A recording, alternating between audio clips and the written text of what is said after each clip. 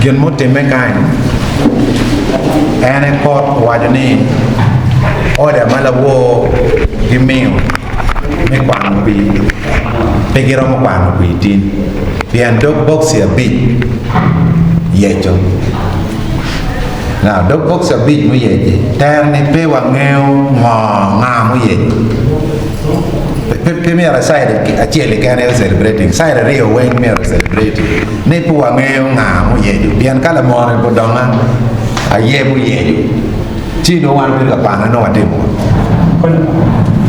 tini ya so ke wani integrity ba boxes when bi yeto o ye ki kwene men no electoral commission de miaro gam piane miaro gam agam so what I am bad because there ni what you get high court a new electoral commission tika gazette results and ni chiareo ni chiareo.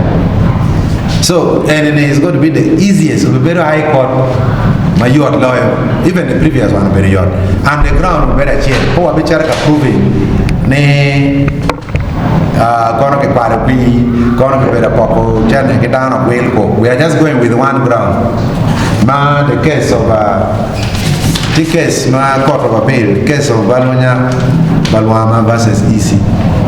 Court of appeal, ruling me failure of mandatory recount affects the result substantially. There no which are one ground again. The petition mo karna chair one ground again. Nicholas talk of resign, pay resign and get it. Now I won. So in a which are one ground mandatory recount require recount in the court, chief magistrate's court. Dog box. So that's the only ground which are a high court. And I can assure you as day follows night. Yeah, because pengai kwa mandatory recount pengai mo bin ni court ye jo gine pengai electoral commission ke order ne ke mak ya makaya ke kel ke court ene wang sign mango mara so ngato mo ke kayin dama wi tiu be be dom chi ba peda ke ache pien rome mo nyu pen kila pe be chao pe ba. So what take war mera gazette again, ka gazette car, check within 21 days we are filing electoral petition. So we filing a normal petition, tija chanduk en umpe, good waktu kan yang kemere ye, good tim kingo ma kemero, chan mi court and evidence, but court enemy.